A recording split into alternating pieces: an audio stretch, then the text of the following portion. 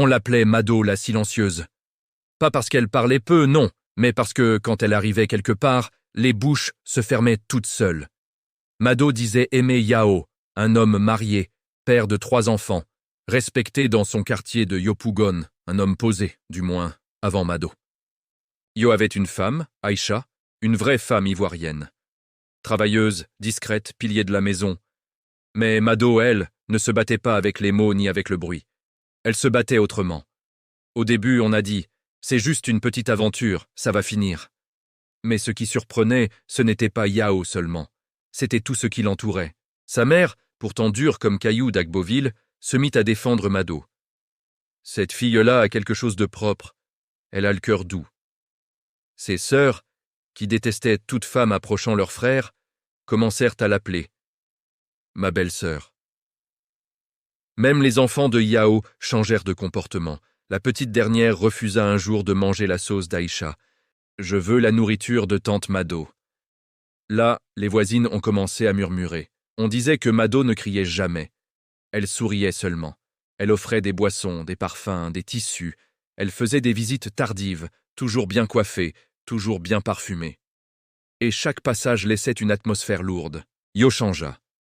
Il parlait durement à sa femme, il ne dormait plus à la maison, il devint méconnaissable. Quand Aïcha pleurait, même sa belle-mère lui disait « Toi-même, regarde ton comportement, tu pousses mon fils dehors ». Aïcha comprit alors que le problème dépassait l'adultère. Elle comprit une chose essentielle. Pleurer ne chasse pas les charmes, et supplier n'humilie que celle qui supplie. Alors elle se tut, comme Mado. Elle recommença à s'habiller correctement. Elle souriait même devant sa belle famille. On disait, finalement, elle a accepté sa défaite. Personne ne savait qu'Aïcha préparait quelque chose. Elle alla consulter quelqu'un qu'on ne nomme pas à haute voix. Ce qu'on lui dit confirma ses soupçons. On ne t'a pas pris ton mari seulement, on a pris toute la maison. Un jour, lors d'une veillée funèbre au village, une vieille tante regarda Mado longuement. Elle ne parla pas tout de suite, puis elle lâcha « Cette fille-là, son ombre n'est pas droite !» Aïcha ne s'attaqua pas directement à Mado. Non. Elle la laissa prendre confiance. Elle laissa Mado s'installer presque officiellement, recevoir les bénédictions de la belle-mère. Être appelée future femme. Puis Aïcha fit ce que beaucoup négligent. Elle observa.